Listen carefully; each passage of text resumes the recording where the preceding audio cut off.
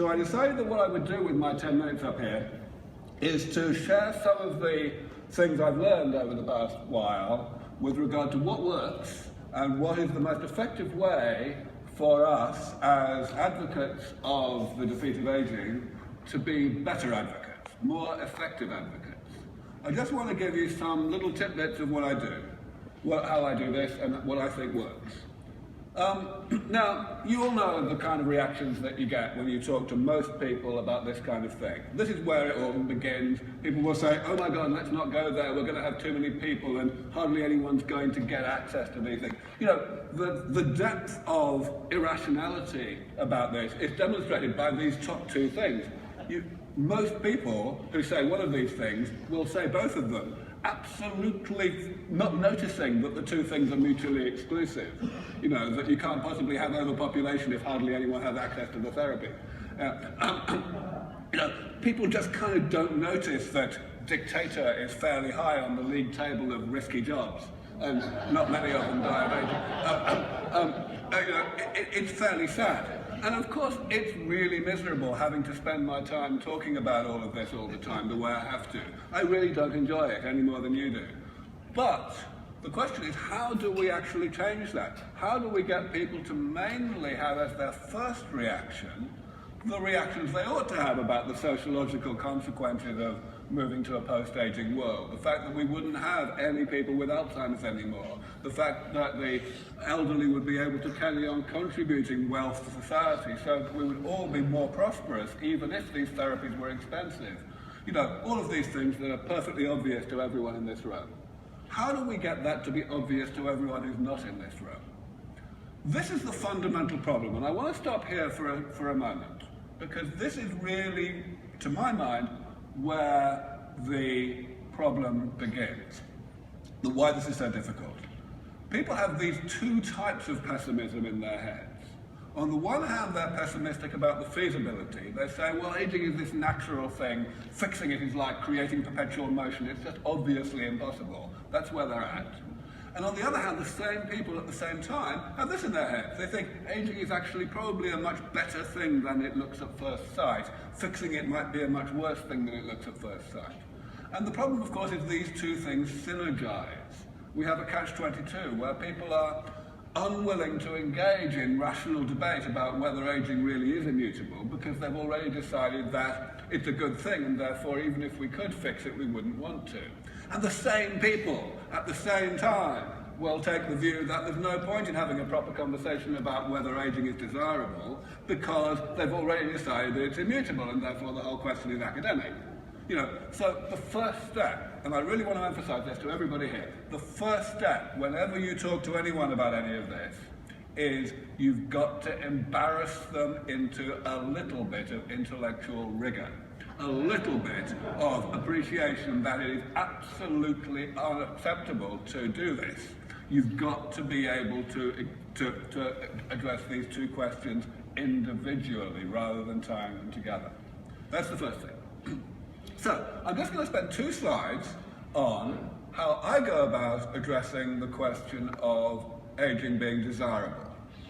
The first thing I do is I actually have really good specific answers to all of the stupid questions. You know, when people say, oh dear, there's going to be too many people, you can't just wave your hand and say, no, I don't think so. You've got to actually have as much information, specific arguments at your fingertips to be able to convince people that they haven't thought about it enough. They've got to know that they haven't thought about it as much as you have.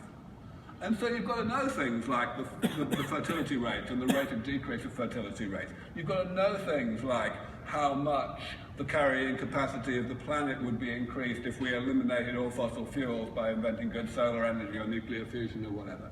You've got to be able to put meat on the argument for optimism. That's very important. However, you mustn't overdo it. You mustn't say that because you think these technologies are going to happen or these trends are going to continue, therefore it is stupid to be worried about these things. You've got to acknowledge that it's possible that solving the problem we have today, that Jim just described very carefully, or maybe it was Dave actually, of 100,000 people dying every day, solving that problem might create new problems. You can't dismiss that out of hand. But what you can do is ask people to adopt a sense of proportion. You've got to ask them whether they really honestly will raise their hand and say with a straight face that they think the problems that could be created by the solution to the problem we have today are bigger than the problem we have today, such that it would be a bad idea to solve the problem we have today. Okay. Now, how bad is it? Even if we had to actually choose to have fewer children than we would like to in order to make room for all these tedious old people who are still healthy and not dying, right? You know, how bad is that? It's actually pretty hard to argue that it's better to let people get Alzheimer's and cancer and atherosclerosis and go through all these years of disease and debilitation and misery, rather than just having only half as many kids as we otherwise might want to. You know, it's pretty hard to argue that. That's a really important thing to do. Sense of proportion. Get people to really put their hand up and say that they really believe that the future potential problems are worse than the current problem. And then there's the third one down here. This is perhaps the most unequivocal one, and it's your ace in the hole that you need when you are having these arguments. Even if you can't convince people that these problems are fictitious, that they won't happen because of various reasons, and even if you also can't convince people that even if these problems did exist, they would be less severe than the problem we have today, you've still got this. Who the hell are we to say, oh dear, this or that problem will occur, it'll be really bad, let's not go there? Because if we say that, what we're doing is condemning a whole cohort of people in the future to the same kind of disease and disability and death that we have today. When, in practice, if we had moved faster, we would have developed these therapies sooner, those people would have had the opportunity to take advantage of those therapies. What we were doing, therefore, is we would be second-guessing. Now, humanity of the future is entitled to make their own decisions, especially because they'll have better information. People 50 years from now will know whether we are going to develop nuclear fusion, for example, within the next 50 years, because it will be in the past in 50 years' time. They will have better information. Therefore, that's the biggest reason why they are entitled to make this choice for themselves rather than having us make it for them. So, those are the three things. Know the answers, tell people about the concept of sense of proportion, and tell people that they do not have the right to make decisions on behalf of the future of humanity. That three-step argument really works quite well. It shuts people up really fast, and also it genuinely changes some minds. Of course, some people are, you can't change their minds, whatever you do. But we don't need to change everybody's mind. Every single mind we change makes a difference, especially if that person happens to be highly wealthy. Okay, but hands up anyone in the audience who does not know anyone who is wealthier than they are. That's pretty good. Okay, remember that when you think about who to use this on, all right? So, this is the only other slide I'm going to put up about the whole business of desirability. You all know this, but I have become, a notch more aggressive about this with every year that's gone by. 10, 15 years ago when I started giving talks like this, I never even thought about having to make remarks like this. It was so bleeding obvious what I'm saying on this slide that, the idea of insulting my audience by spelling it out made no sense to me. But as time's gone on, I have recognized that one has to do this. You have to actually point out that longevity is a side effect. It's a fantastic side effect, don't get me wrong, but it's a side effect. Being sick is risky, and it's always going to be risky. Being sick is the main risk factor for death. Therefore, if we develop medicines that stop you from getting sick, in other words, any medicine, we're going to increase, on average, how long you're going to live. It so happens that the kind of medicine that Sense Research Foundation works on is going to make a very big difference to how long people will live on average, but it's still just a side effect. And you have to say this, because if you don't say it, people will still get stuck in what I'm sure you all know is called the Tithonus error. The idea of thinking that working on medicine for aging means working on how to keep people alive for a nice long time in a horrible state of health, when we all know that that's the exact opposite of what we're really talking about. All right, so now half a dozen slides on feasibility. Because ultimately, this is what you've got to do. When you have embarrassed people into addressing the feasibility question and the desirability question separately, you'll be able to find out pretty quickly which of them the particular person you're talking to is more hung up on. Some people are more hung up on whether the whole thing is a good idea, other people are more hung up on whether the whole thing is feasible. So, feasibility. If you need to address this is how to do it. You start by saying, this is what you probably think, and this is wrong. This is a perfectly uncontroversial way to classify types of ill health into 4 different categories. There's infections, there's congenital diseases, there's the progressive accumulating diseases of old age, and then there's this thing called aging itself, these non-specific nebulous things that most people don't think of as disease. That classification into 4 categories is perfectly fine, nothing wrong with it at all. The thing that's wrong with this slide is the location of this big black line. Most people think of aging as so separate from all of these that it's not really medical. It's not really something that's amenable to medical intervention. When you think that, obviously you're going to think of it as natural. You're going to think of it as something that's not worth thinking about doing anything about. And you might even get to think of it as desirable. This is an enormous part of the problem. And it's the reason why we spend far too much money in the wrong way in medical research as well as medical practice. This is the correct answer. The classification is exactly the same. The black line should be here. The difference between column 3 and column 4 is purely semantic. There is nothing that biologically separates them.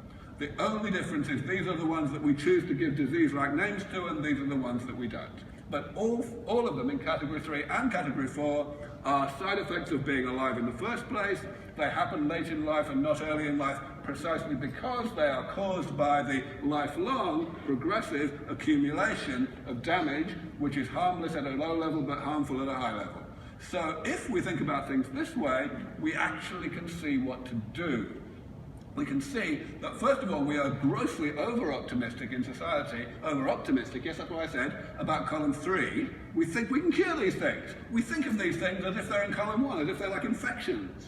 You know, we think that we can actually eliminate them from the body. Well, hello, you can't eliminate something from the body which is a side effect of being alive without eliminating being alive, which would rather defeat the object. So let's not do that.